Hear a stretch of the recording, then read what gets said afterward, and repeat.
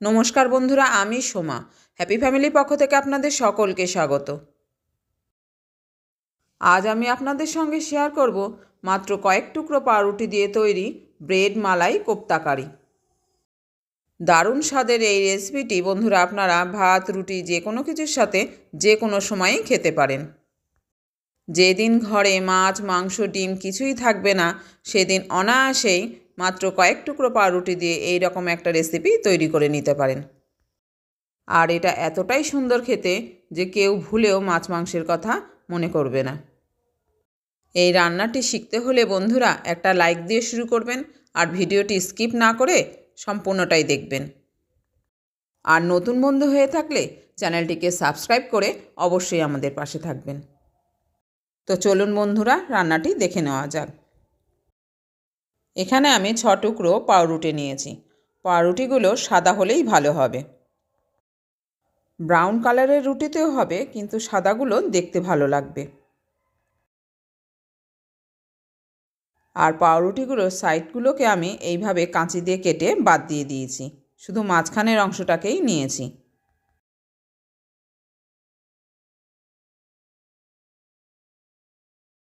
এখন আমি ওভেনে একটা কড়াই বসিয়ে দিয়েছি। আর এই কড়াইয়ের মধ্যে দিয়ে দিলাম বড় কাপের 1 কাপ দুধ।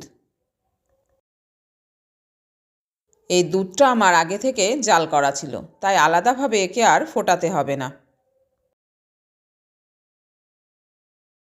দুধটা সামান্য গরম হলেই এর মধ্যে দিয়ে দিলাম আমি পাউরুটিগুলোকে।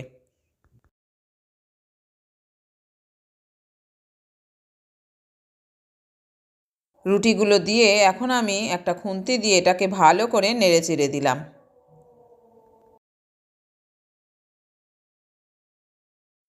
এমনভাবে নেড়েচেড়ে দিতে হবে যাতে রুটিগুলো একেবারে দুধের সাথে মিশে পেস্ট হয়ে যায়। খুব ভালো করে নেড়েচেড়ে এটাকে একটা ডো তৈরি করে নিতে হবে।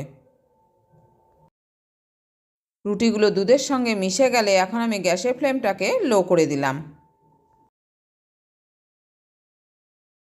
বেশ কিছুটা সময় নিয়ে এটাকে বেশ ভালো করে নেড়েচেড়ে নিতে হবে। যখন দুধটা শুকিয়ে একদম রুটির গায়ের সাথে লেগে যাবে, ঠিক এই সময় আমি দিয়ে দিলাম 2 চামচ মতো কর্নফ্লাওয়ার। আমার এই প্যাকেটে খুব সামান্যই কর্নফ্লাওয়ার রয়েছে, চা চামচে 2 চামচ মতো।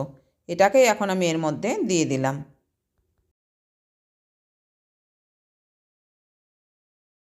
কর্নফ্লাওয়ার দিয়ে এখন আমি এটাকে বেশ ভালো করে মাখিয়ে নিলাম।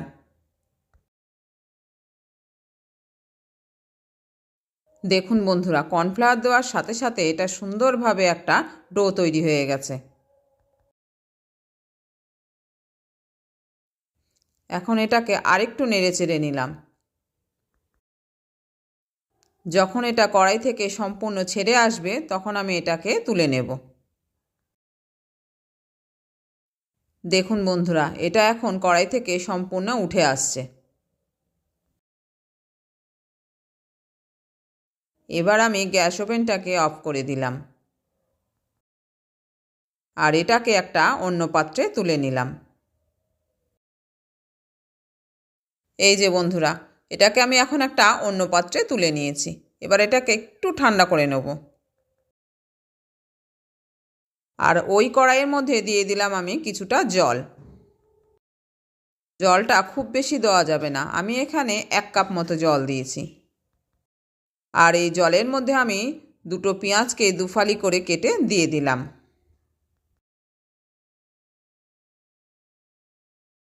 সঙ্গে দিলাম 1 টুকরো আদা দুফালি করে কেটে, আর দিলাম বেশ কয়েক কোয়া রসুন,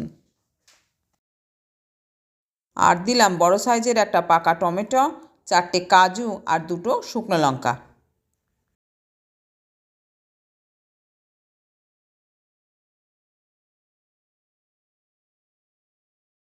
এখন আমি কড়াইয়ের ঢাকাটাকে চাপা দিয়ে দিলাম কয়েক মিনিটের জন্য। মাঝখানে একবার কড়াইয়ের ঢাকা খুলে আমি এগুলোকে নেড়েচেড়ে দিলাম।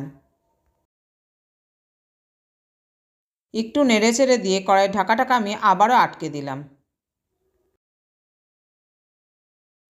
এবার ততক্ষণই বন্ধ করে রাখলাম যতক্ষণ না পর্যন্ত কড়াইয়ের জলটা পুরোটাই শুকিয়ে যাচ্ছে।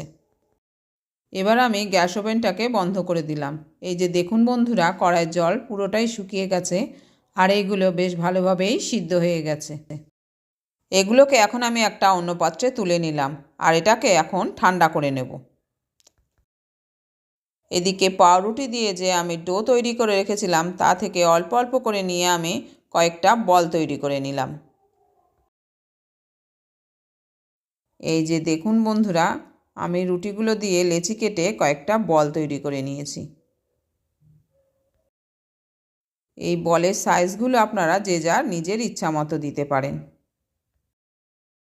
এখানে আমার এই বলগুলো 12 থেকে 13 পিস হয়েছে। এদিকে আমি কড়াইটাকে পরিষ্কার করে নিয়েছি, আবারও ওভেনে বসিয়ে দিয়েছি। এদিকে কড়াইটা যতক্ষণে গরম হবে ততক্ষণে আমি একটা পেস্ট তৈরি করে নেব। এই যে বন্ধুরা, সিদ্ধ করে রাখা টমেটো থেকে আমি খোসাটাকে ছাড়িয়ে নিলাম আর একটা চামচ দিয়ে টমেটোটাকে ঠান্ডা করার জন্য আমি কয়েক টুকরো করে নিলাম। এখন এটা অনেকটাই ঠান্ডা হয়ে গেছে। এবার এগুলোকে আমি একটা মিক্সি জারের মধ্যে নিয়ে নেব। এই যে এগুলোকে আমি একটা মিক্সি জারে তুলে নিয়েছি, পেস্টও করে নিয়েছি।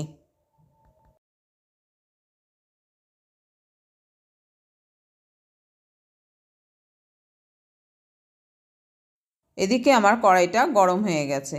এখন আমি এর মধ্যে দিয়ে দিলাম পরিমাণ মতো সাদা তেল।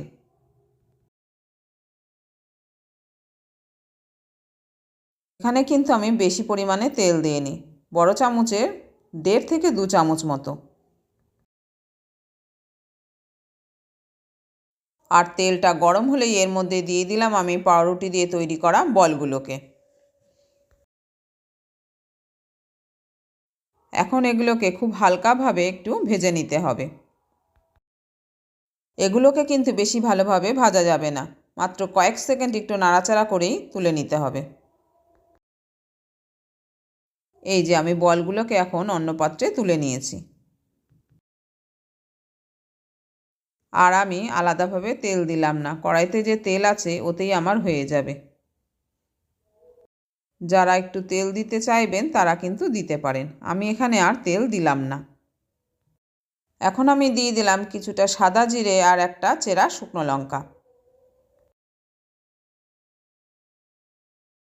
একটু নেড়ে চেড়ে নিয়ে এর মধ্যে দিয়ে দিলাম মাঝারি সাইজের একটা পেঁয়াজ কুচি। এই কুচানো পেঁয়াজটাকে আমি খুব হালকাভাবে একটু ভেজে নেব। পেঁয়াজগুলো এখন আমার হালকা করে ভাজা হয়ে গেছে। এর মধ্যে এখন আমি দিয়ে দিলাম মিক্সি জারে যে পেস্ট তৈরি করে রেখেছিলাম সেটাকে। এই যে দেখুন বন্ধুরা, মিক্সি জারে যে পেস্ট করেছিলাম সেটা পুরোটাই আমি দিয়ে দিয়েছি। এখন এটাকে আমি বেশ ভালো করে একটু কষিয়ে নেব।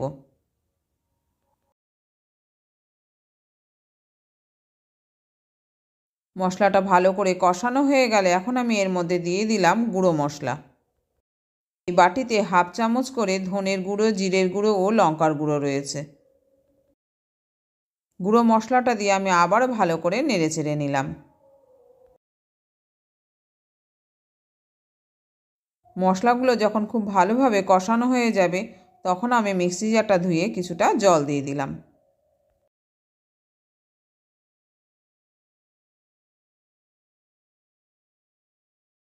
জল দিয়ে আবারও এটাকে বেশ ভালো করে কষিয়ে নিলাম। জল দিয়ে আবারও কষানোর পর যখন মশলা থেকে জলটা অনেকটাই টেনে যাবে তখন আমি এর মধ্যে দিয়ে দিলাম হাফ কাপ দুধ। এই যে বন্ধুরা, আগে থেকে জাল করে রাখা হাফ কাপ দুধ আমি এখানে দিয়ে দিলাম। যেহেতু এটা মালাইকারি তাই এখানে আমি দুধের ব্যবহার করলাম।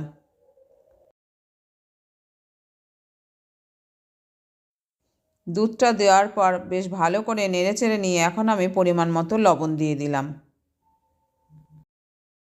আর দিলাম কয়েক দানা চিনি। চিনিটা পুরোটাই অপশনাল, কেউ চাইলে স্কিপও করতে পারেন। লবণ ও চিনি দিয়ে আবার একটু ভালো করে নেড়েচেড়ে নিলাম। এখন আমি দিয়ে দিলাম ভেজে রাখা পাউরুটির বলগুলোকে। এই পাউরুটির বলগুলোকে দিয়ে এখন আমি আর কড়াইয়ের ঢাকাটা বন্ধ করব না। যেহেতু দুধ দেওয়া আছে, এটা ঢাকা চাপা দিলে উতরে উঠতে পারে। এখন গ্যাসের ফ্লেমটাকে লো করে দিয়ে এটাকে 5 মিনিট ভালো করে ফুটিয়ে নেব। এটাকে আলাদাভাবে সেদ্ধ করার কোনো প্রয়োজন নেই, শুধুমাত্র 5 মিনিট ফুটিয়ে নিলেই হবে।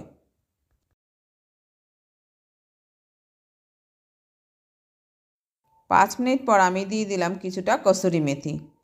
এটাকে এখন আমি হাতে ডলে এর মধ্যে দিয়ে দিলাম। বন্ধুরা, আজকের রান্নাটা যদি পছন্দ হয়ে থাকে তবে লাইক, শেয়ার ও কমেন্ট করতে ভুলবেন না। আর নতুন বন্ধু হলে চ্যানেলটিকে সাবস্ক্রাইব করে অবশ্যই আমাদের পাশে থাকবেন। এখন আমি গ্যাস ওভেনটাকে অফ করে দিলাম আর কড়াইয়ের ঢাকাটা চাপা দিয়ে দিলাম মাত্র 2 মিনিটের জন্য। 2 মিনিট পরে রেডি আমাদের ব্রেড মালাই কোপ্তা কারি। তো বন্ধুরা, এতক্ষণ আমার সঙ্গে থাকার জন্য আপনাদের অসংখ্য ধন্যবাদ। দেখা হচ্ছে পরের ভিডিওতে অন্য কোনো রেসিপি নিয়ে। ততক্ষণ আপনারা সবাই ভালো থাকবেন, সুস্থ থাকবেন।